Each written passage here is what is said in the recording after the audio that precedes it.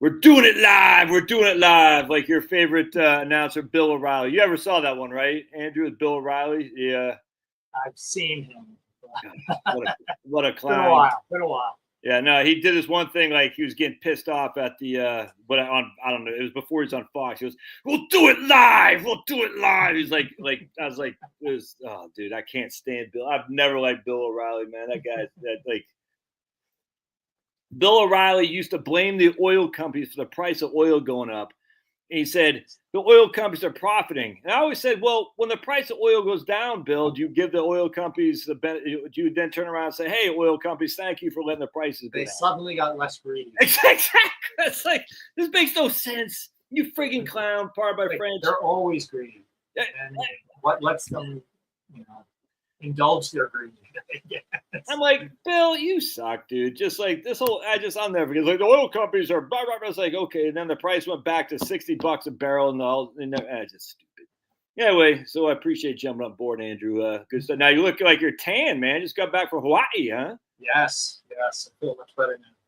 What part of Hawaii did you go? We were in Kauai, it's one of the smaller islands with mostly sort of agricultural there, so it's not nearly as built up as Maui or something. And it's what I like about a small place is you've already done everything. So I've been there like 10 times. There's nothing I haven't done, so it gives me an excuse to sit around and read a book. That's what I want to do anyway. Yeah. Hey, put the mic a little bit closer to your mouth, would you? Yeah. Okay. Good. All right. Testing. All right. No, I got you. All right, right on. So you've been there 10 times, you said? Something like that. You always in the same place? You always go to the same place, or what? Yes, the same exact place. It's my in-laws have like a timeshare, so we end up going to the same place. I like it. It's just low key. It's low key. Sometimes we'll go scuba diving, but I mean, this year was ideal. We literally did almost nothing. Yeah. Now you take your kids? Yeah, my son came. All right, cool, man. Hey, we got Mark P. I haven't seen my man Mark P here for a long time. I just posted something on Camden Real Estate. Mark P. Mark P. is from, I think, South Philly, Phil, and I haven't seen him around here for a long, long time. So I just posted a thing on my Facebook page like, hey, people griping about a cost of housing. You could buy a house for under $200,000 in Camden, New Jersey, right there on the Delaware River. Only one train stop from Philadelphia. What could go wrong? Anyway, it's yeah. We're thinking about going to Hawaii for my son's graduation. We'll see, man. We're thinking about. We'll see what he wants to do. I mean, from the East Coast. It's a long trip. From the West Coast, it's not. From the West Coast, it's like going to Florida. It's not. Well, we'd probably stop in San Diego to get my daughter, and then we'll all fly out there. We got a family of 6, dude. So when we travel, it ain't cheap. You know what I'm saying? That's all. And then midweek. We got to take an equity line just to do that. All right, so appreciate y'all jumping on board here. We got my man Andrew Biggs from the American Enterprise Institute. There's Angie. Angie's back. All right, good. We do have one. We got Marie. All right, so we do have a couple ladies on here, Andrew. And Denise. Denise says, Kauai is our favorite of the Hawaiian islands, says Denise. Denise has good taste. I don't know anything about that place because I like women, but apparently the people who don't like women are like Kauai. And we got my man Gary, our Asian friend from South Dakota is on here, right on, Brick Homer. We got Sean from Ohio, so a lot of people. And Vaughn from, I think Vaughn's in Ohio, yeah. Andrew's from not you, Andrew, but we got another Andrew on here from Ohio, if memory serves. So we got a good eclectic group of people. Drewski from Minnesota's on here, and Robert Scott says Andrew Biggs knows what's going on, so pay attention. All right, yeah, that must be your dad, Andrew. He's changing his name. All right, so I appreciate getting on board, Andrew. Happy Liberation Day, by the way. I feel liberated. I'm celebrating, yes. Woohoo! I was just listening to stupid Clark Howard saying, you'll see prices go up in 4 weeks. Anyway, I don't even want to get into it here today. I just like, Clark Howard just. It's all we're going to see. So we don't need to speculate. We just wait and see. Well, we're going to see. And it's going to be fantastic. One way or the other, we shall see. And I'm stoked, man. I think this will be a good experiment prove doubters like me that say, hey, you're wrong, Scanlon, or you say doubters like you say you're wrong, Biggs, and we'll see what happens. It'll be has to happen sometime. Please don't tell anything scary about our pension, says Angie. Okay, so Andrew had written. I'm going to share it with you guys real quick, and I'll put it again in the show notes. I'll put the link in the Substack. A great article about pensions that I want Andrew to talk on. So I'm just going to real quick, Andrew, just going to share this screen with everybody, and right here. So here's Andrew's smiling mug right there. And you can see right here. Can y'all see that? 1 second. Yeah, sweet. And you can see church retirement plan sidestep federal oversight and employees pay the price. That's from the Wall Street Journal. And that kind of goes on to what Andrew had written about in his Substack dated just March 12th. And pensions are problematic. They've been problematic since day one. And we're not, even though with the risks, we're not anywhere out of the danger zone yet. So Andrew, just if you don't mind, share whatever you want. I mean, I'd love to give you the mic and just talk about your article because I think it's incredibly important. The article I wrote it on my Substack, but what inspired it was a piece in the Wall Street Journal, and it was about people who have these church pensions and how the pensions are underfunded and they're losing money, and the gist of it is, well, these church pensions are really not regulated by the federal government, and it tells you something about traditional sort of defined benefit pensions. You kind of have two sorts of pensions these days. You have pensions that are poorly regulated or unregulated. Church pensions, multi-employer pensions, state and local government pensions are not regulated at all. You have sort of these poorly or unregulated pensions, and on the other hand, you have pensions that don't exist. Meaning, your traditional single employer pension, or whoever, is actually, when they exist, they're well regulated, well funded, good vesting rules, you can't cheat your benefits, but they're not worth the money to the employee. That it's the story goes back to the 1970s. Before the 1970s, about 40% of private sector workers had a pension, but these pensions were really a pretty crappy deal. The employers didn't fund them very well. So if you worked for Bethlehem Steel or whoever it was, and you go out of business, you lose your pension. Or they'd be super strict vesting rules. So even though like 40% of workers technically participate in a plan, back in the 70s, Congress did this study, and literally 9 out of 10 of these participants never got a penny of benefits. The 1 in 10 who did get benefits, the median benefit combined with Social Security wasn't enough to get you above the poverty line. So you had these pensions that were sort of bad deal. They're poorly funded, vesting rules are no good. It just wasn't a good situation. So Congress steps in, they pass ERISA, it's the Employee Retirement Income Security Act of 1974. That makes pensions much better. It says, look, if you're going to have a pension, you actually have to fund your benefits. These could be, you can't just sort of guess at it. You actually got to put the money in. You have to have vesting rules. So if you've been there 5 to 7 years, you qualify for benefits. All these things that make a better deal. But literally no sooner had Congress passed it than private sector pensions started declining. In 1975 was the peak. Immediately they started going down. And so what that showed is when you made employers run their pensions well, it just wasn't worth it. Yeah. The analogy I use is, imagine if you wanted to recreate a pension yourself. You could say, well, I'd have to invest in really safe assets and bonds to give me that guaranteed benefit. You might want to invest in annuities to give you the lifelong protection or whatever. But when given the opportunity to do that, nobody ever does it. If people have a 401k or an IRA, they just go 60-40, 70-30 stocks. They're willing to take the risk.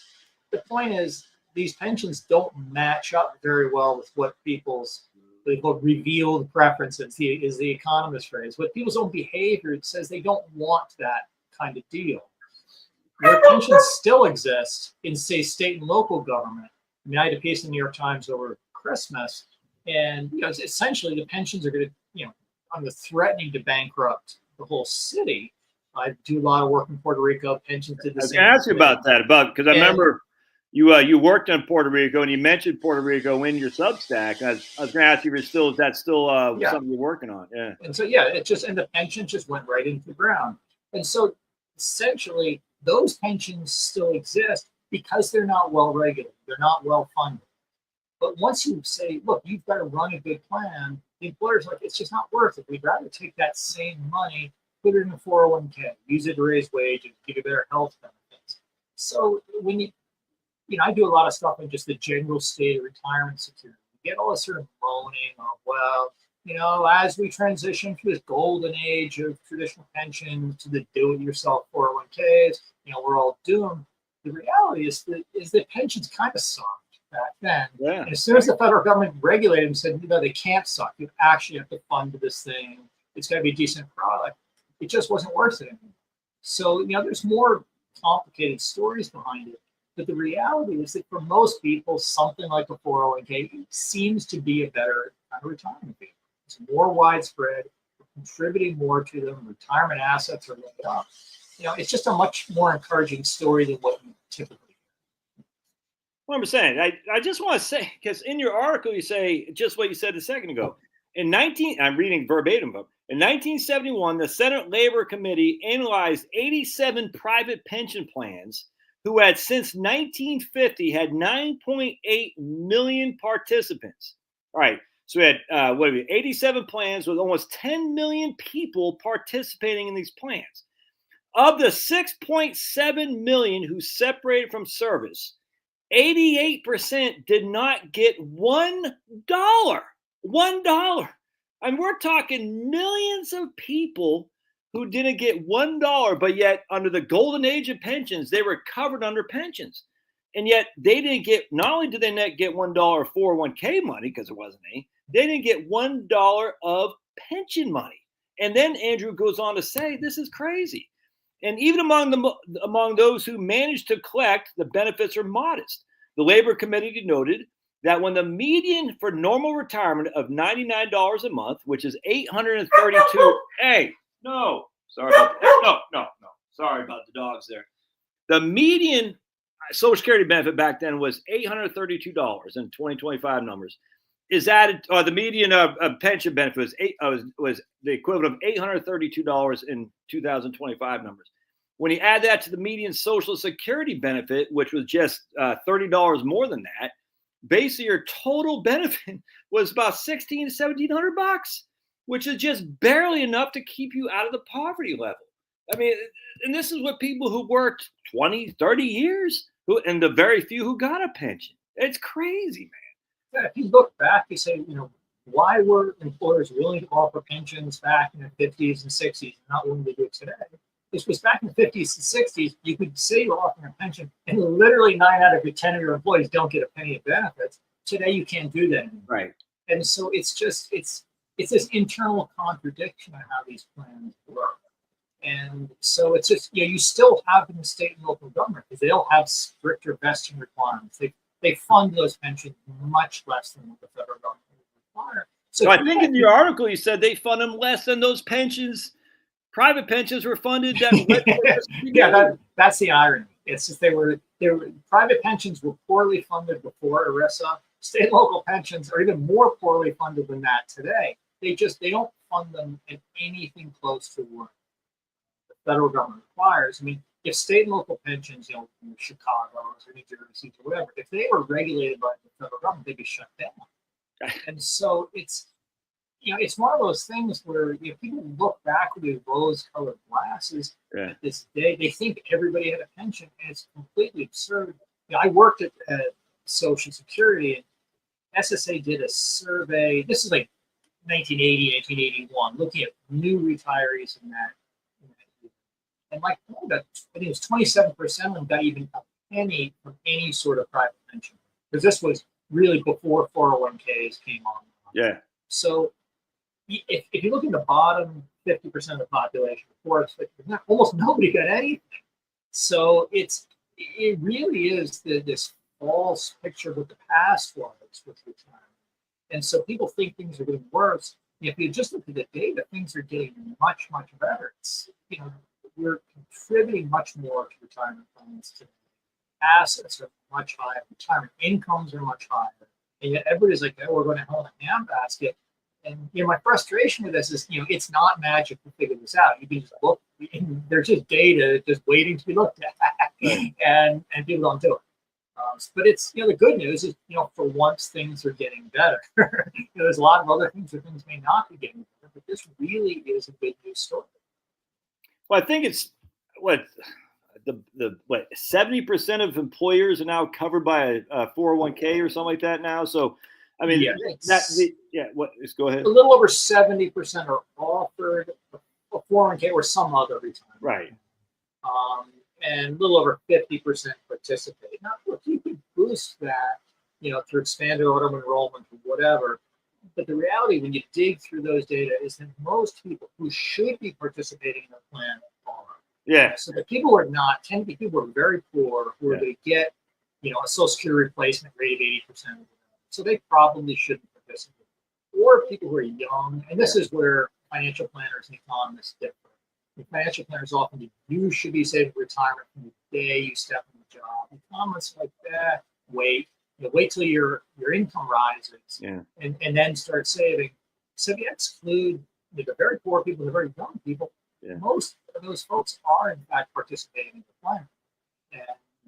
And so it's that money's got to go somewhere. I mean, huge amounts are going into these plans, and if it comes out, that's why poverty in old age is much lower than it used to be, because more and more people are getting the benefit. I cited an SSA survey from 1980, 81, when I think it was 27% of new retirees were getting the benefit from private retirement plan. Today, it is upwards of 70%. Yeah, absolutely. And I've seen some numbers, like from deep-rated investment companies. We think basically almost 90% of retirees today are either receiving private pension benefit or like they have an IRA they haven't tapped yet. It's just a completely different picture from what we had before, and yet everybody thinks things are getting worse. I know. And not only that, but the people who are retiring with 401k plans have that lump sum of money that's there that they have access to as they decide. I mean, it's very, I've told you before, but if I did not have my 401k from USAA, I would not have been able to start this business that I'm in. I would not have been able to do that. And as such, that's it's just very freedom. It's kind of like when I got out of the Army. You got a GI Bill. The GI Bill is literally a voucher to go to any government-approved school. It could be a trade school, it could be college and whatnot.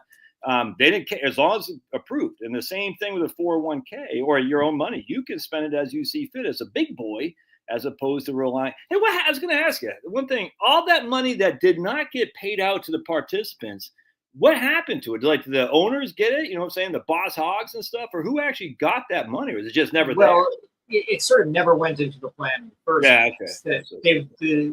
The companies would calibrate their contributions, knowing that 9 out of 10 employees would do that. So their actuaries said, "Look, you don't contribute that much," and and even then they probably weren't making contributions. It was really just a very different story from today.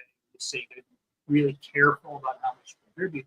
Back then, it was like, well, maybe we did a bit of loans, and if your employer was solid, you're probably okay. Right. But the classic story with the automaker Studebaker, when they go out of business, they didn't fund the pension. And those retirees have a lot. And so everybody thinks, oh, this was the golden age. Well, not if you work for Studebaker. Yes. And a lot of when airlines, every airline's been bankrupt at some point, people lost money then. So there's different kinds of risk in the sense of a 401k has market risk. That you got to think about, does market go up or down, and that's sort of something you can kind of quantify or at least think about in your head. Traditional pension has sort of solvency risk. It's sort of like buying a bond from the company in the sense of if the company's in business, they're going to keep paying you, but they go out of business, then you get a real problem. Right. Exactly. And it's very hard to compare those two kinds of risk, but they both exist and they're both important. Well, the thing about, I think, going back to what you said in your article, too, is that the evidence is overwhelming that people choose not a pension because they invest in a 60-40, 70-30 portfolio, if not all stocks. If they wanted the pension, they'd be all into government bonds, and they're just not. That's the thing. that you wanted something resembling a pension, you could recreate it. And if you want to get exotic, you say, I take my money, buy deferred annuities or whatever. Right. Yeah. But you can get something very stable by investing in government bonds, corporate bonds. And if people wanted that, they could do it. But in reality, people say, look, I'm willing to take some of that risk. Yeah. I might have to increase how much I contribute later in life. I might have to delay retirement for a few years or whatever if the market's really down. But the upshot is all through the rest of my life, the cost of it's much lower. Yep. So people are free to take that trade-off. And what they're showing by their own behaviors, they don't want that risk, their pension, or that package their pension is giving them.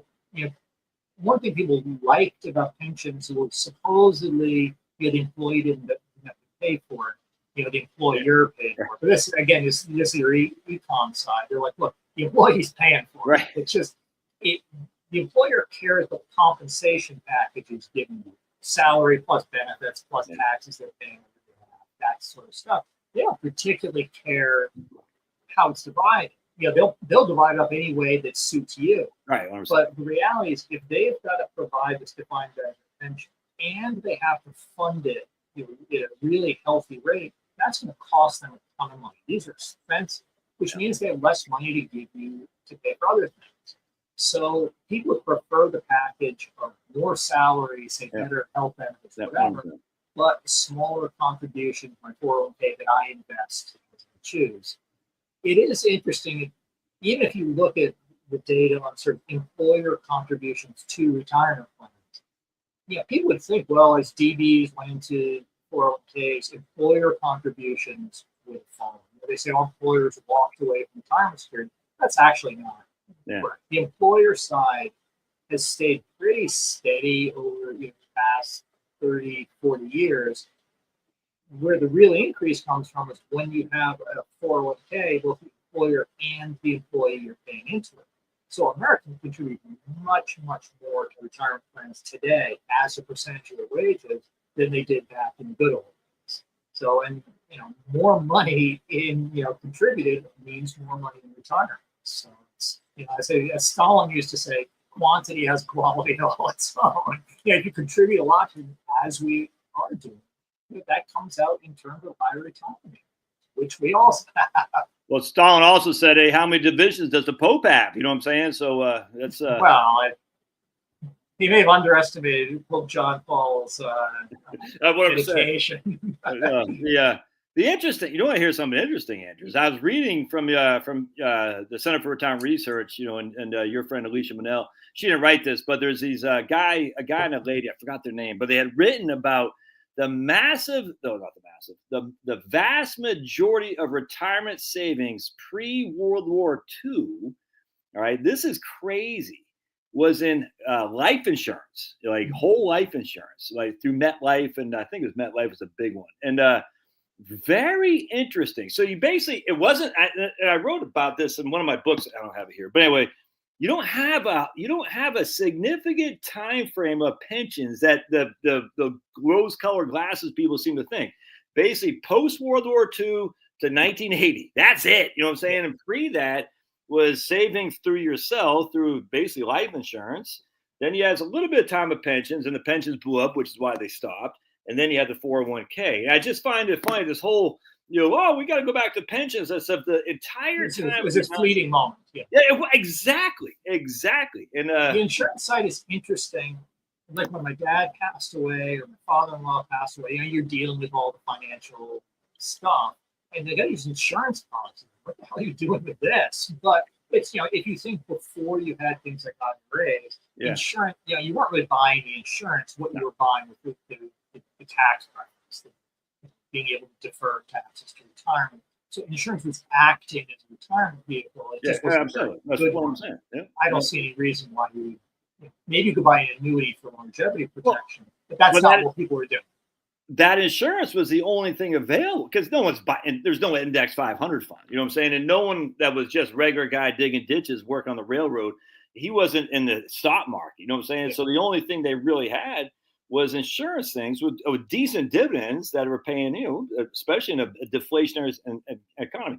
But even that goes back to, once again, proving that people when they have access to their own money, are willing to take the risk by investing in a heavy equity portfolio over things like even insurance, which has guarantees. You know what I'm saying? Lots of guarantees in there, but they say, no, I am willing to take the volatility because they've been educated quite nicely on. Somebody said about dollar cost averaging, just put some money in, put some money in, put some money in. And they've seen also, even if you got 7% a year, you're still doubling your money every 10 years. That's your money. And I just, if people had the risk preferences that you'd assume they would have, such that defined benefit pension is exactly what they or these insurance companies would want. These are people who'd be so risk averse they wouldn't cross the street. If they're not willing to take very much risk to get some return. And we have this national experiment. How do people choose to allocate their money between playing off risk and return? They're somewhere in between. So it just tells you where people are with their preferences, and ideally you want to give people what they want. And it's well, if you want to participate, you have to. You got a mandatory. You got to give them what they want. If you want to do this, it has to be through just basically punching you in the face, or you got to say, well, tell us what you want. And people to go back to the quantity has a quality all its own remark. I think it was 1975 was when participation coverage by DB plans peaked, and it was like 39% private sector workforce. So, if you go back to the 50s, it was 25%. It was always very low. 39% was as high as it ever got. Yeah. Once you went to retirement accounts, 401ks, 403bs, whatever, those are less of a hassle for the employer to offer. It's, if you're a laundromat or whatever, you're not managing longevity risk, long-term investment risk. You just want to set up the accounts. So you went from under 40% of people being offered retirement, over 70% of people being offered. So again, this is a story that never really gets told. I will plug. I have my first new book coming out, I think April 8th, called The Retirement Crisis. Wait, you got a book coming out April 8th? I do have a book coming out. So I wasn't meaning to come in and sneak that one in here. No, what's that, dude? Hell, you got to sneak it in here. What's the name of the book? It's called The Real Retirement Crisis. Hey! The Real Retirement Crisis. How I give away the story here, but the real retirement crisis is on the government side.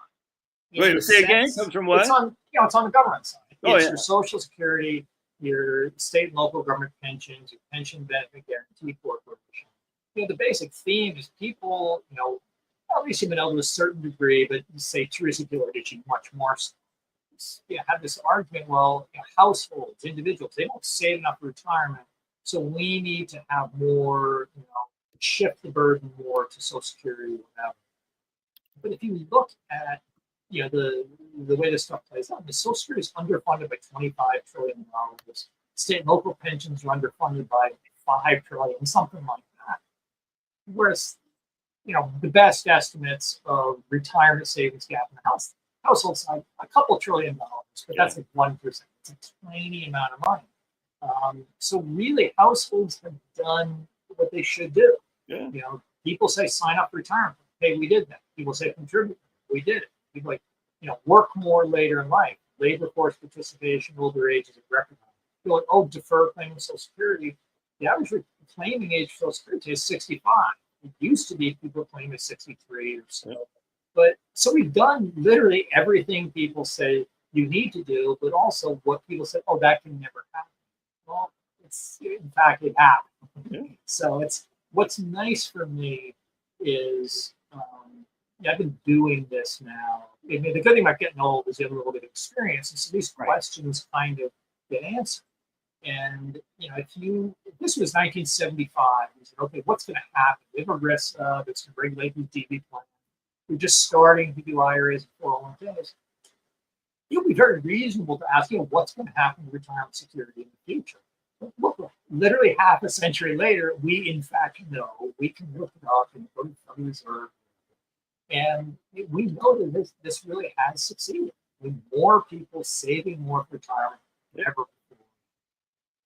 Retirement incomes record highs, poverty and old age record lows. Look, I'll take it. It's not perfect, but it's way better than we have before. even Alicia wrote this recently that more people are satisfied in retirement. And I'm just sitting there thinking, not only is it evidence from financial perspective, less people in poverty, more assets, more income, but more people are content. And they've been, like we've talked about a million times. And as such, if someone were to say to that person in 1975, the defined benefit program is going to go the way of the dodo bird, and we're going to rely more on individuals, people would be freaking out like, oh my goodness, we can't rely on individuals. This is the dark days of the American economy, and everyone's still, Paul Samuelson, your boy there, was still thinking, the commies are going to take over and all that. But no one would have said, 50 years later, it was an experiment that has proven itself time and again for millions upon millions of retirees. It's fascinating, and why not take a W when you can? You know what I'm saying? I mean, that's it. I mean, to touch on the piece by Elise you mentioned is, if you look at surveys of retirees, pretty much any survey you look at, retirees will say they're doing well. And if you look at these more specific numbers, like you can be survey questions like, could you handle a $300 unexpected expense? Do you have a rainy day fund? Are you carrying your credit card debt, your credit card balance month to month? All of those things, retirees are better off than younger people. It's almost impossible to take those data, whether it's financial data or these sort of self-reported data, and paint a picture where today's retirees are undersaving. You just can't really. I mean, Alicia has her theory that people are actually, they don't have enough money that they're too embarrassed to tell you. But when you drill down, you ask very specific things. Are you carrying credit card debt? Do you have medical debt?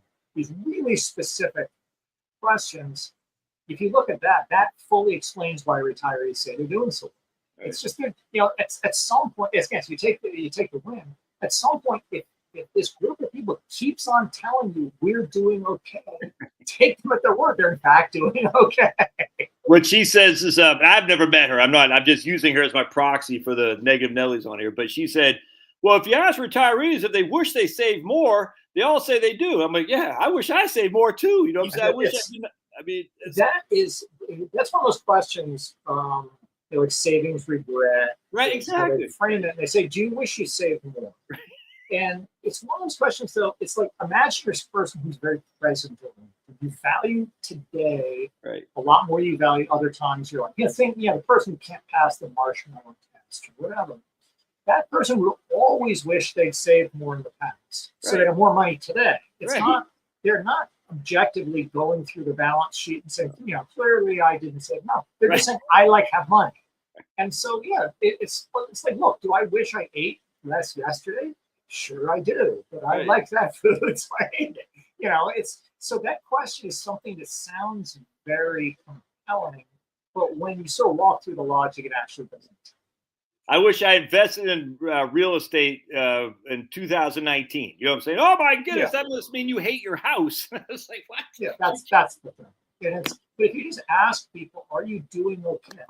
Right. Financially, you can simply follow the age group, and it gets, as the older people get, the better off they are. And I sometimes get pushed back. I did a piece in the Wall Street Journal a year or so ago. I said, look, I looked at people who just retired, 65 to 70, something like that, and they were saying, hey, we're doing fine. And then people said, oh, well, but they're going to run out of money in old age. You just wait. I was like, okay, let's look at 70-year-olds or 75 or 85-year-olds. They say they're doing even better than 65-year-olds. It's just, it's a really, when you're doing this kind of research, you've got all these different data points, all different types. And what you're trying to do is think of a sort of a theory or story that explains all of it. And the explanation is, in fact, retirees are doing well. That's it. But people are really wedded to this opposite story. And it's not good for the country to be scaring. No, 100%. But also, it distracts from other things we could be doing. And it's every analyst thinks their issue is the most important issue. What I'll just say is, retirement security is sort of a second and third tier issue. Next to things like education or whatever. I just think fixing your healthcare system, that's a more important thing than retirement security. But they go hand in hand. There's some, they're almost like can't have. They go together. Yeah. My point is that it's just people always want to say my issues with most Right. Oh yeah, no, I LA, agree. it's it couldn't be worse than here. I'm like, oh, things are going okay. Yeah, Your education system, like, it's not doing okay. So That's let's fix funny, that. I sit there and like hearing these guys talk about the people run out of money and stuff. I said, well, let's just look at the most basic. We can look at cash contribution, and what we see is the older you are, the more you give, the less, and not in a dollar amount because you have less in terms of your expenditures, but they're spending more in basically charitable giving than they did when they were younger, which they're not doing that if they're running out of money. Yeah, why would, and you look in like consumer expenditure survey, you can pull this up, and you just look by age, right? And you say, okay, if people are running short, the first thing they would cut down is discretionary expenditure, contributions to charity, entertainment, exactly, and they don't in fact do that. So people are always looking for some contrary just so story where, okay, they're in fact running out of money, but they're also giving money to charity. I'm like, well, how about if we just say they're not running out of money? I mean, there's all sorts of really good work that looked at this, and it's, or you just ask. So I've done work in the past year or so looking at survey data, what retirees say about their financial situation. At some point, just ask people, and they will tell you. Right. So do you think any of these? I don't want to be the Meredith Whitney here, but what in terms of the public pensions here? I don't know. You remember Meredith Whitney back in 2010? Okay, she may have gotten over her skis on that. Yeah, absolutely. But with that said, I mean, the facts are still the facts. I mean, just because Meredith Whitney sounded an alarm that didn't matriculate doesn't mean it can't. Yeah. Do we have an issue with, like, my man here, Mark? I think he said his sister's an Illinois not Illinois, New Jersey teachers. So we have some states. Are they? I don't want to say at the cusp of back because I don't want me like that. But things, this can't keep. I mean, it's not the federal government. The New Jersey can't print money, and as such, at some point, there's got to be enough revenue to pay these bills. And I just wondering, when does that, and I know you don't have a crystal ball, but when, if at all, that comes to where they got to pay the piper. You see what I'm saying? Yeah, if you look back, it really differs from place to place. I mean, if you look in the New York Times, I had a piece, I think between Christmas and New Year's last year, look at Chicago. And that's, let's take a deep dive into Chicago. And it's just a strange thing in the sense of they've gotten better at making their pension contributions. They've under decades of not paying anything into the So they're getting better now at paying the contributions. The problem is they can't both pay for their pension contributions and pay for the police. So they cut all these police positions. So in theory, almost any government has enough money to keep the pension benefits flowing. Right. Do they have enough money to keep the pension benefits flowing while also doing all the things you expect? Exactly. What I'm saying. Pave your roads, have police, educate your kids. I don't think Chicago does have enough money. It's the issue in a place like that, especially a city, is that if things go downhill, you take a big hit in the market, then there's a limit of how much they can raise taxes because people just leave. You could just simply move out of there. I mean, Illinois is not that great. But Illinois has got underfunded pensions. People move to Indiana. Indiana, exactly. So they really do have this problem that you can't force people to stay and pay these taxes. On the other hand, politically speaking, these things are almost impossible to cut. I mean, 8 years ago, I got put in this federal board dealing with the bankruptcy in Puerto Rico. They defaulted under debt. And, politically speaking, government of Puerto Rico was not going to cut benefits for anyone. And that was the sticking point that we proposed. Look, we're going to cut benefits at the top and protect everybody else. There's simply no way. And the reason is that you think when a government gets in really bad trouble that they're going to wake up. I mean, I once Ian aptly said that Puerto Rico's government should be like the alcoholic who wakes up one day and says, I can't do this anymore. I have to change. The reality is most alcoholics don't wake up and do that. They just keep doing what they're doing. Right. And what happens is that if you're in these really dire fiscal straits, the groups that were powerful beforehand are still going to be powerful afterwards. So if your public employees are really powerful, Yep. they're going to have the best seat at the table, Yeah, even absolutely. in insolvency. I'm not saying, like, in Puerto Rico, the public employees did make sacrifices. I'm not claiming they did. And we shifted that. Everybody's going to be paying into the equivalent of a 401k now. So it's not like no changes happen. But the reality is, once a government promises a benefit, that benefit's going to get paid. And so you got to think long and hard before you start promising these things. In the New York Times piece in Chicago, I pointed out that if you got somebody retires, their pension and health benefits in combination are higher than the salary they had when they were working. That's Nobody crazy. in the private sector is getting that. Yeah. So they just promised more than they should have because they're captured by public employees. It's these state and local pensions really should simply be regulated. They didn't do it back in the 70s. They should be. There's no reason not to. The argument was, well, greedy employers, they're not going to fund their pensions, but these governments, they're model employers. Of course they'll do right. Well, governments have the same incentives.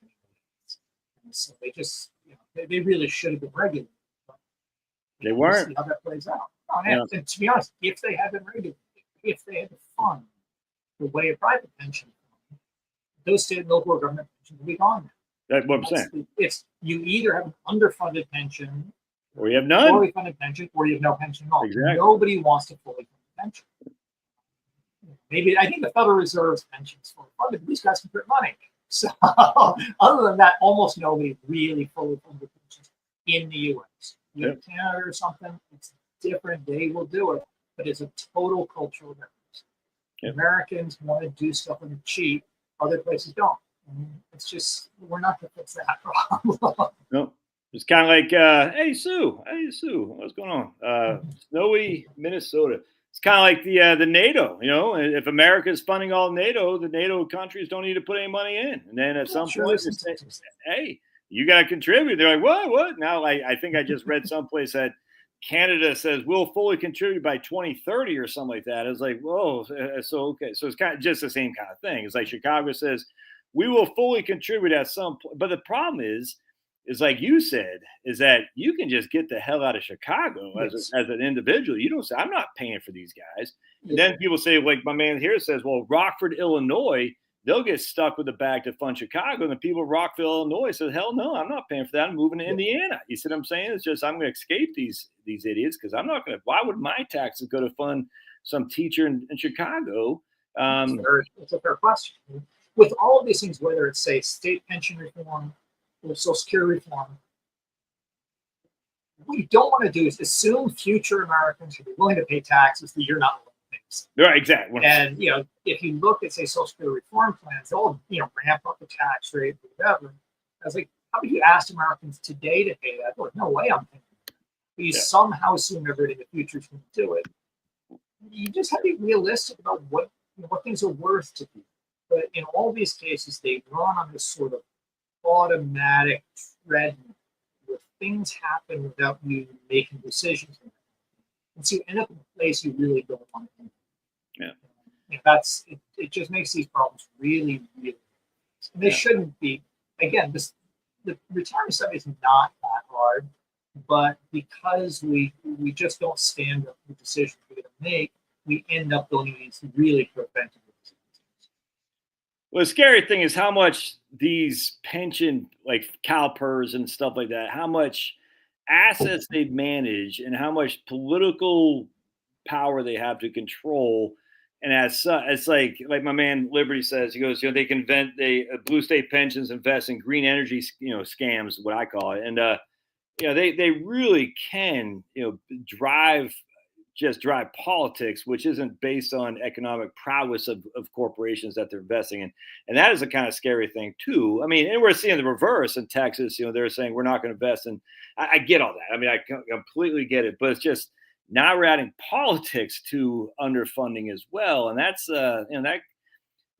my point being is just like what you had said in your article here tonight, is that when you actually look at the individual person on a micro perspective, they aren't buying public pensions or any kind of pension. They're buying a portfolio of 70-30, roughly, stocks to bonds, because they're willing to take the risk of the volatility. Because they also know, the time matters. The longer I'm in the market, the more my portfolio will accumulate because the market is positively skewed.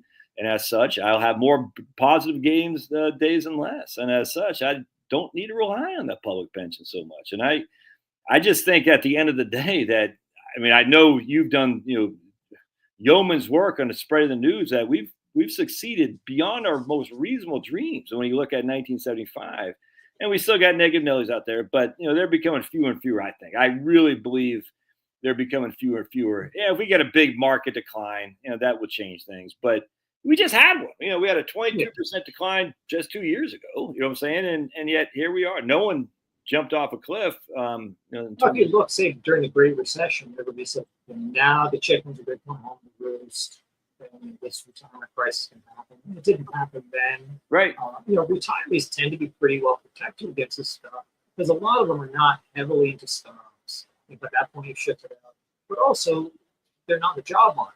So it's what really kills you during some of the Great Recession is you lose your job and your portfolio down, your house drops 30%. Yep. Very few retirees are in that situation, so they weathered the Great Recession very well. And obviously, you don't wish bad things on anybody. So hoping the economy does well for everyone, but retirees are pretty well protected. Yeah, absolutely. So it's and so part of it is if you look at some of these surveys, it's very interesting. If you look at surveys done of Americans, they ask, "Do you think we face retirement crisis?" You find 60% or so people say yes. Sometimes you find higher than that. But then we find surveys you actually ask actual retirees, would you describe your own financial situation? Right. It's like 4% say yes. So what we're getting is that we're scaring a lot of people unnecessarily. And look, retirement planning is complicated, for a whole variety of reasons. I'm sure you explain to people. So I get how people can get a little bit scared, but we shouldn't unnecessarily scare people. But that's a lot of what you get in the news media from some of these sort of policy people. They're just scaring the heck out of people for no good reason. And it's just not, it's obviously work because people are scared, but it's just not the right way to think about it. It's not the right thing to do. No, that's what scaring people gets clicks. Putin is. We're all going to speak Russian. That's it gets clicks. If I say no, it's all going well.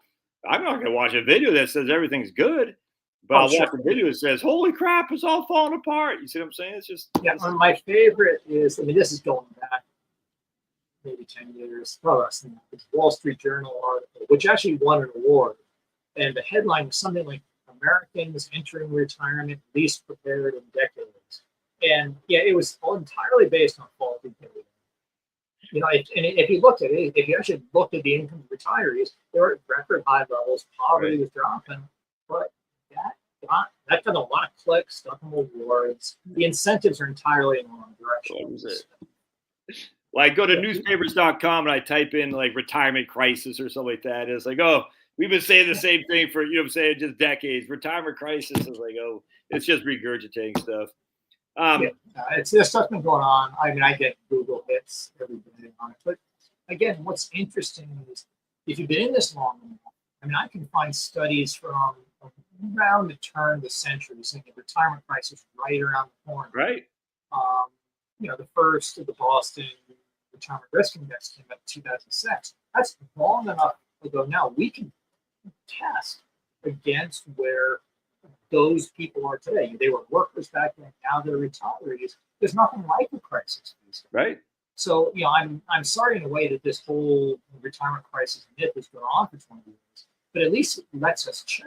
Okay. But, a lot of people in the news are remarkably uncurious about that. So it's like, look, I've gone back and looked at previous editions of this model or this study. I'm like, no, what do I want? But it's, it's, I don't really understand. Well, it's like global warming, Andrew. It's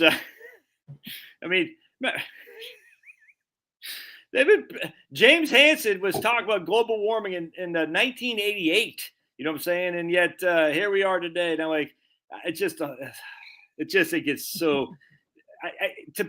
I'm from Maine. You can't be somewhat pessimistic if you're from Maine. You know what I'm saying? And I'm even like, you want some warming.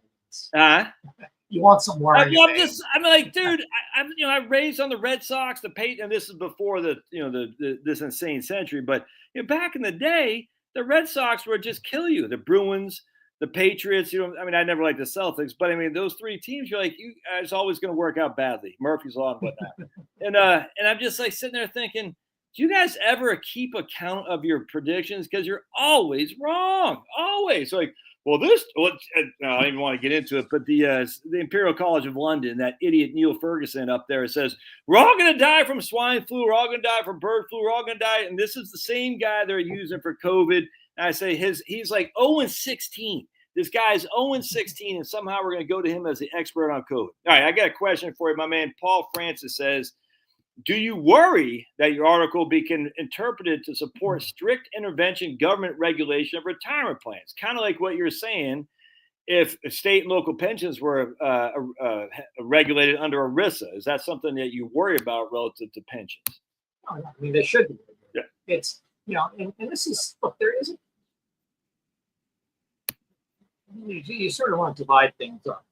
Yeah, if you're running a 401k type plan, unless you're lightly regulated, there's certain things. A while ago, I looked at my wife's 401k. They defaulted her into this very high fee fund. That stuff happens. And you want to be disclosed. The real issue comes though is if you're running a defined benefit plan. And that's just something you either got to run it right or don't. Right, what I'm saying. And regulation makes sense in that context. Yeah. And even more so, to be honest, in the state and local government sector and the private sector. If you're a private employer underfunding your defined benefit, in theory, so many corporate markets, that should be reflected in your stock price because the market will anticipate, look, if you're not paying for your plan today, you're going to have to pay more in the future. That's going to reduce your cash flows, and so the stock price should fall. With state governments, there really isn't anything. The bond rating doesn't really capture that. The bond rating looks at are you going to default. It doesn't look at if you're going to starve everything else that needs to be done.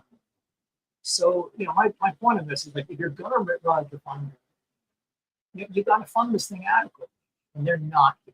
There's no economist in the world says, hey, they're doing good job. No.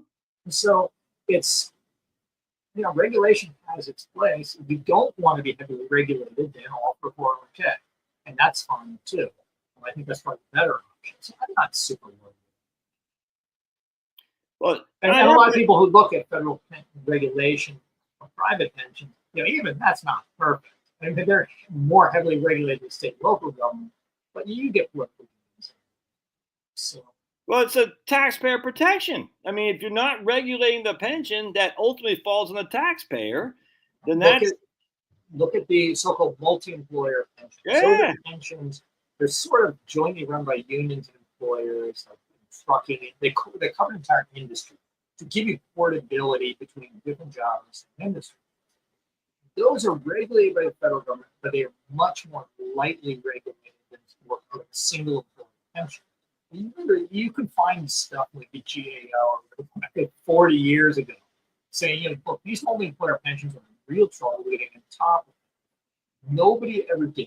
And so, several years ago, Congress passed a bailout of these plans. It's indeterminate, but I'm guessing $100 billion plus. That is money going from, just taxpayers to people who are in these pensions. Right. And usually, if you've got an underfunded pension and you have to have a bailout from the Pension Benefit Guarantee Corporation, they do shut the pension down. They freeze the pension. They say, okay, we're going to pay off the liabilities for all of you guys who are going to 401ks. With this bailout of multi-employer plans, because they had this union affiliation with Democrats and Congress at the time, these plans didn't even have to close. So you just get this huge bailout, and they're continuing to promise for benefits. So it's, there are worse things in regulation. Oh, absolutely. What I'm saying. All right. Well, we're up against an hour. So your book is coming out April 8th, you said? Yes, I think April 8th is the right date. Available on Amazon. It's called The Real Retirement Crisis. The idea basically is the retirement crisis isn't where you think it is. Yeah. It's mostly in the government sector. It's true I can't in the wait US. to, It's true in every other country as well. It's a human nature. Can't wait to see it, man. I'm looking forward. Is that your first book you've ever written? It is my first book. Hey, right on, man. Did your wife get a shot at it, at editing it? Strangely, she didn't have very much interest in it. What do you do? But I'll get her a copy from her. That's fit. I mean, I'm glad you told me that, Andrew. And I mean, my goodness, I'll promote the hell out of that book, man. That's fantastic. So Coming soon. April 8th. I can't wait, man. That's freaking awesome. All right. Well, I'll let you get out of here. Appreciate you jumping on board, Andrew. Thanks for having me, and everybody tuned in. I really appreciate it. It's been a pleasure. Remember, Andrew's book coming out April 8th, his Substack article. You can go to Substack, just look for Andrew Biggs. You follow him on Twitter under Big Sag. Big Sag. Big BIGG SAG. Big Sag, right? Yeah, that's becoming truer by the day.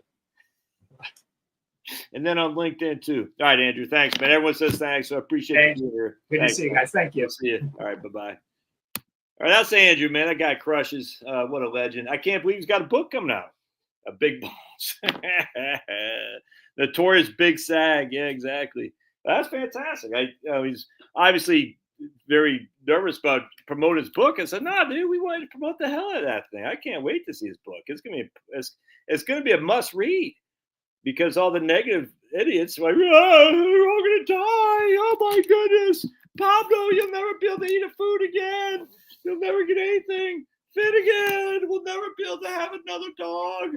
And it's just like, anyway, that's fantastic. I'm looking forward to Andrew's book. And like I said, I'll put the link again to a Substack article. Again, I cannot stress enough what he said here. And then I got to get out of here myself because someone needs to go outside, don't you? Oh yeah, so sad. But anyway, I just want to reiterate, guys. Andrew says right here. Hold on just a second, amigos.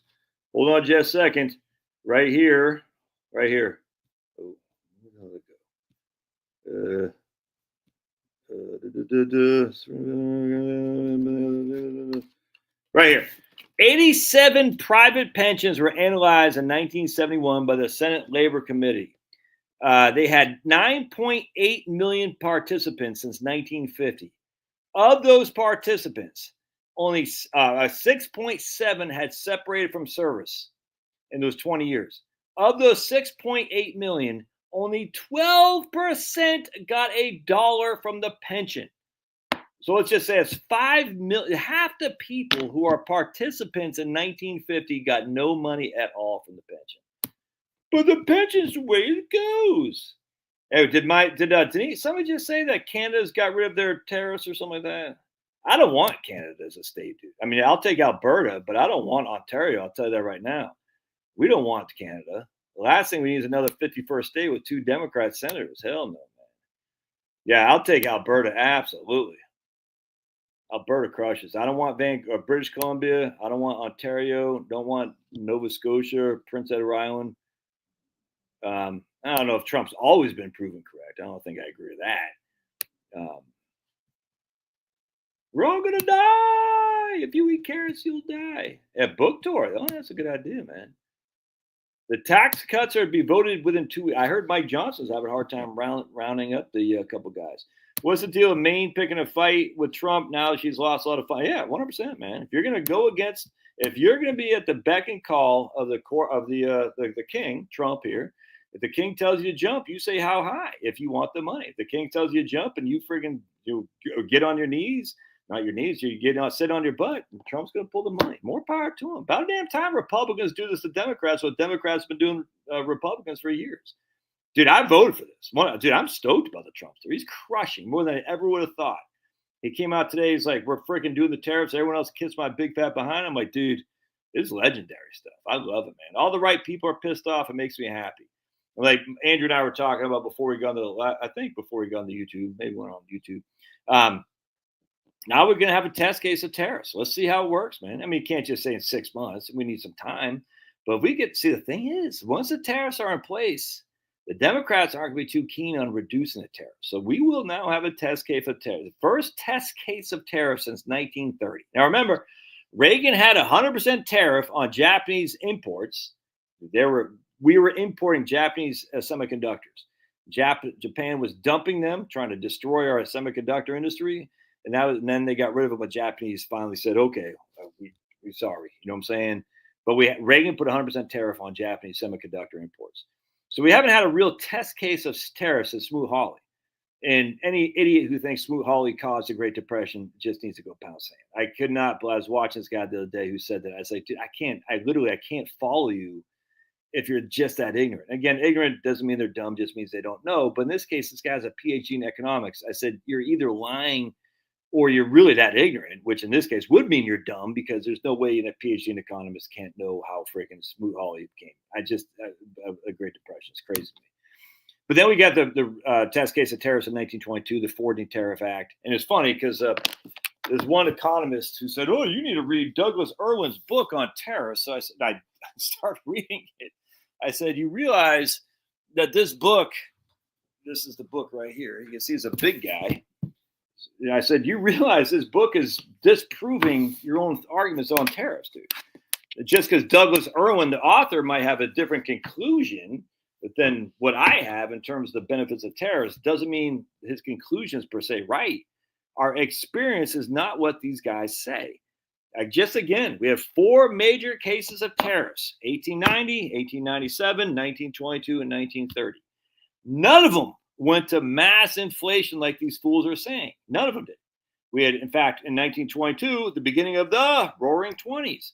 In 1897, we had mass growth, a huge industrialization, which put us not on the map, but we dominated the map ever since in 1897 with the Dingley Tariff Act. So we had massive upside in Dingley, massive upside in 1922, 1890 the McKinley Tariff, and in 1930 Smoot-Hawley coincided. They didn't cause; they coincided with mass depressions, no inflation. The whole thing's just stupid. Look at Marie. Marie's crushing. Japan, no tariffs planned. China, studying tariffs, handing out response. UK, no. Well, UK sucks, dude. UK doesn't even know how to produce their own steel. What's his name? Bessemer, Henry Bessemer, who found the whole thing like smelting steel. Where the whole England. What happened to that nation? What happened? What happened is what's going to happen to us. They went too heavy on finance, service economy. They got rid of they just went too heavy on the free trade stuff, and they lost their ability to create things. This tiny little island controlled like a quarter of the world.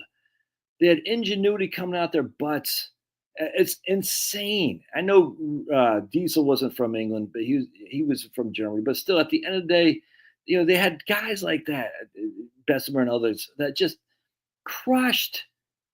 And now they're poorer than Mississippi.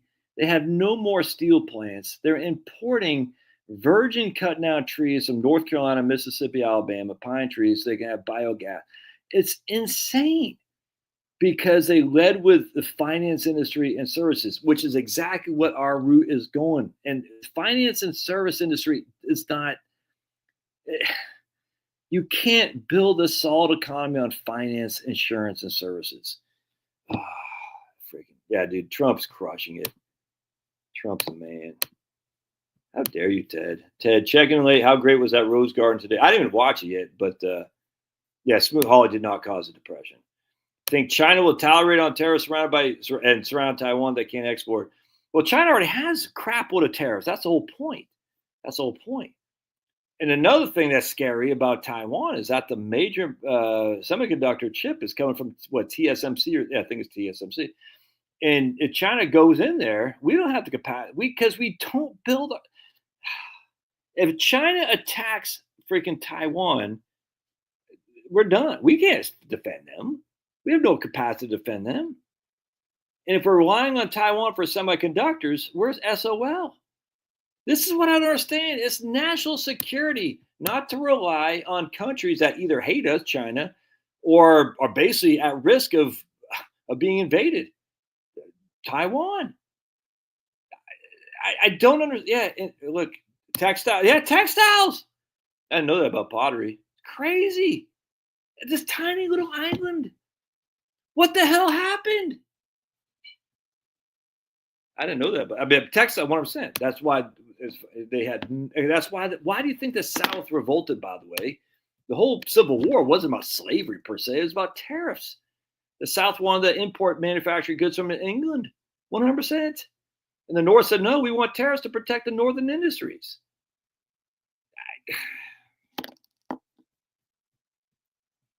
India will move to near zero tariffs by April 9th. South Korea, France retaliation locked in. Well, France, you guys suck. Yeah, good luck. Well, France does nuclear. Germany's not, because Germany's like, Germany's going to retaliate. Yeah, okay, good luck with that. Oh, I got to show you guys this article I just read. This is freaking crazy. Oh, you want to see something? Because I can't stand Germany. I can't stand France. Europe sucks. Oh, but you're a white guy. I don't have anything to do with those guys. I'll take American black any day of the week over European white. Trust me, man. Was I getting ready to? What? Yeah, check this out. This is a great thing right here. This will knock your knickers off. Knock your knickers, as we say in I don't know, not Watts, Wales. I don't know how they talk in England. Right here, we're gonna read.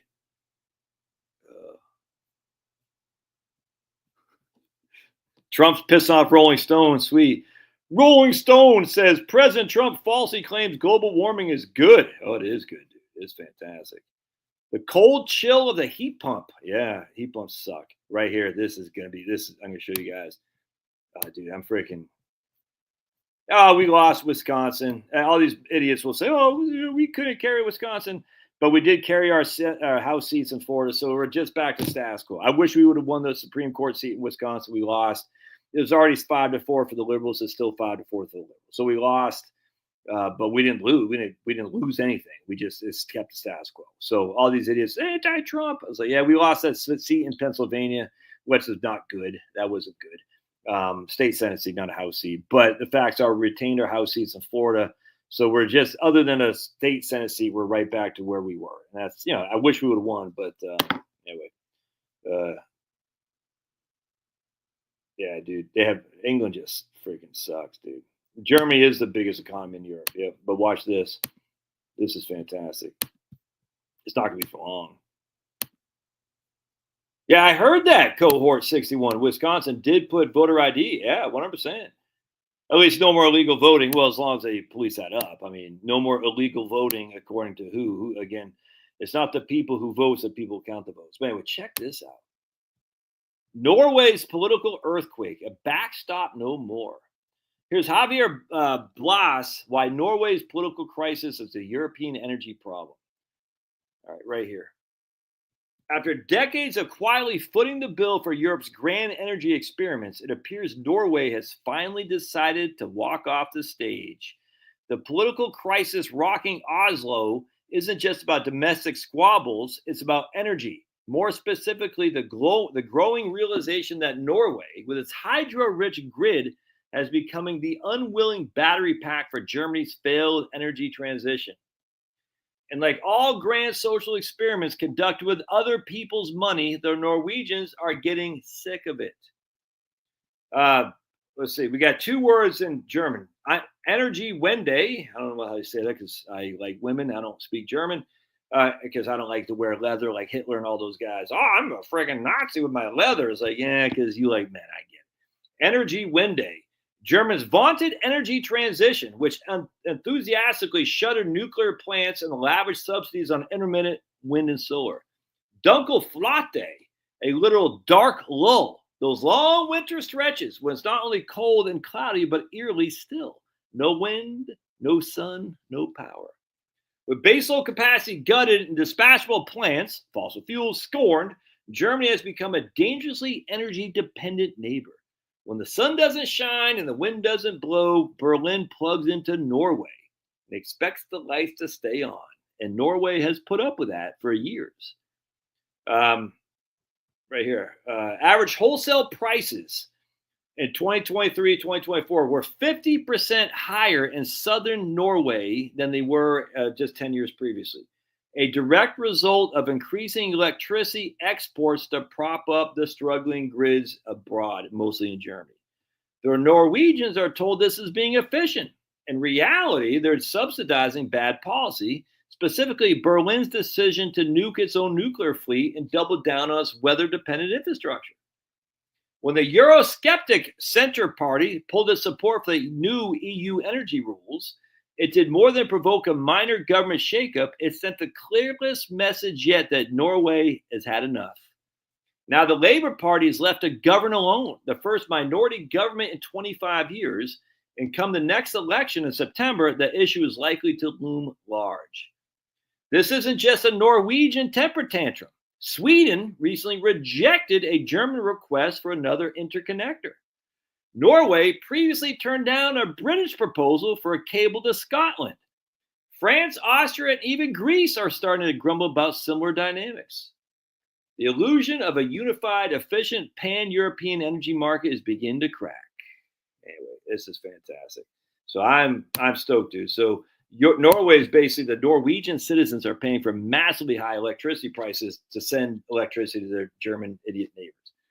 So Europe's dying. It's about damn time. You know, you guys suck, dude. I mean, we got all the good Europeans. That's the fact. So the good Irish, the good Scots, they're here. The good Brits are here. You see what I'm saying? The good Germans came here. We got all the good ones. Werner von Braun excluded, the Nazi. Einstein excluded, the fake. But we got all the good Germans for sure. And as such, they came to America to crush. And I love it, man. It's fantastic. And so America still crushes because we're still the land, by and large, of ingenuity, which is why the education establishment is so hip on making us stupid. And they've done a wonderful job. In fact, my wife showed me the math competition between America and China. You would not be able to tell who is China, who is America, because the Chinese Americans won, which is great. But it's just a sad state of affairs that there's no American in terms of white or black American in the math, whatever it was. But that's okay. We get the Chinese guys that want to come over here and crush. More power to them. We get my sons go to school with a bunch of Indian guys. They're all studying engineering, go to Georgia Tech and stuff like that. You know, Indians. If you listen to them, you'd never know that they weren't white. They sound just like white guy. And they call each other bros and all that, but they're Indian. You know, they're second generation, and they're studying engineering. So we are getting the best of many different countries here to crush because our own people have been led down this corridor of just evil by these idiots that run the education establishment. And that's why I could not be happy with what Trump's doing, man. I had no idea there's an undersea power transmission line from Norway to Germany. Yeah. And that's what China has this new tool where they can cut the transmission lines. Everyone says satellites. No, it's not satellites. It's underground cables, dude. Underground cables is where the stuff goes. The satellites is hardly anything. It's underground cables. The U.S. math team are all Asian kids too. Yeah, but dude, freaking, I love that, man. I wish, I'd love to see some white guys in there, but that's okay. I mean, they're Americans, dude. I freaking love it. You know what I'm saying? If these Indians are going to come over here and study engineering, the Chinese guys are going to come over here and study math, and they're American, freaking come here and crush. I freaking love it. If the freaking Germans, the Rudolf Diesel of the modern German era wants to come over here and freaking develop the new diesel engine, freaking come on over, dude. I love it. I think it's fantastic. If a Muslim wants to come over here and freaking develop something, I have more power to them. But we shouldn't be importing people that aren't contributing. I don't understand why it's so hard. Immigration, you want to come to America? Yes. How do you benefit us? That's the only question we need to ask. How do you, immigrant, benefit us? Not how do we benefit you?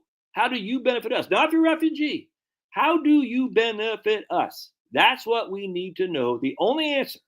If you can't give a 3-sentence answer how you're going to benefit America, you stay the hell in your freaking crap hole country. China is pissed when they see Chinese Americans beat their Chinese kids at math. Yeah, I read someplace that the Chinese, some guy was saying that if America collapses, relative to China, and I don't expect that to happen, but if America did, the Chinese kids with a white dad would go back to China and they'd be ridiculed and mocked and treated as second-class citizens. You know what I'm saying? Because they're only getting half Chinese. I bet there's something to that, absolutely. Industrial espionage. Espionage?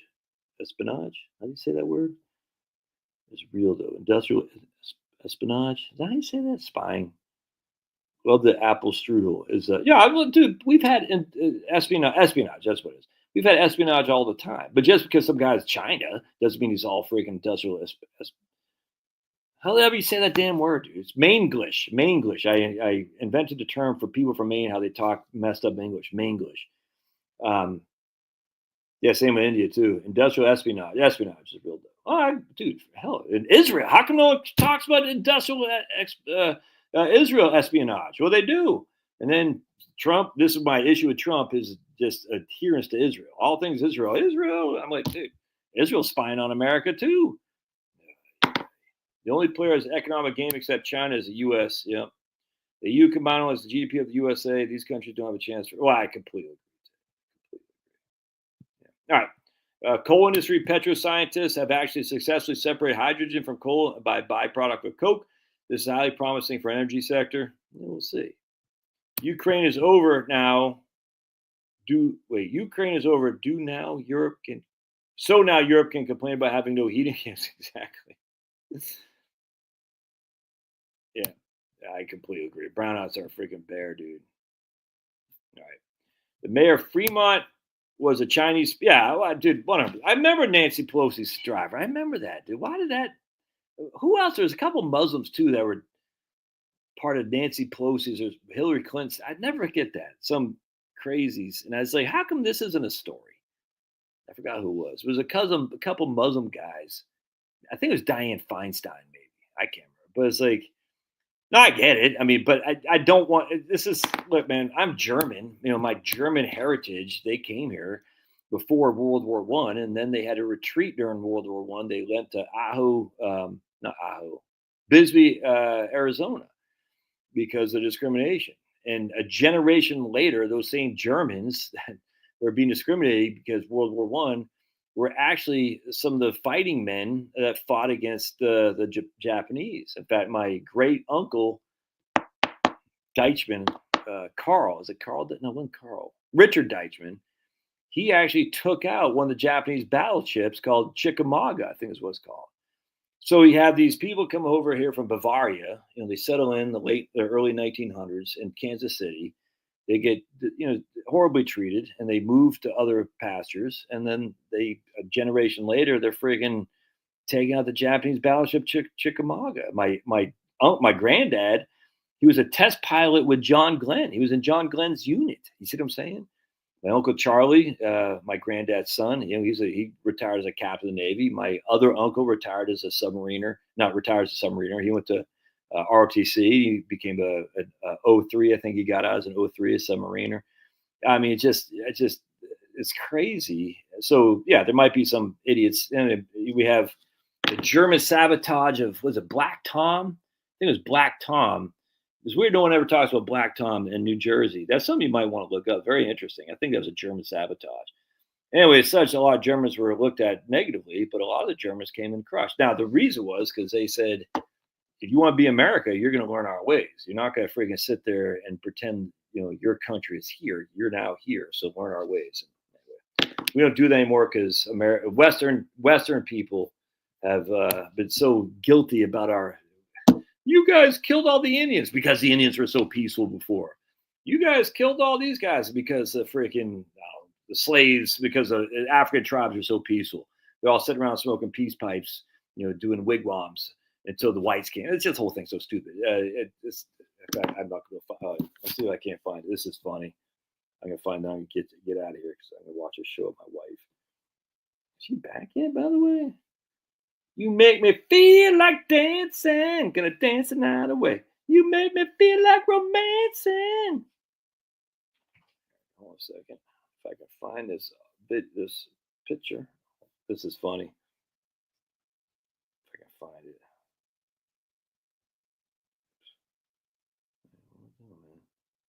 Hold on a second. Hold on a second, amigos. Amigos, hold on. Oh, right here.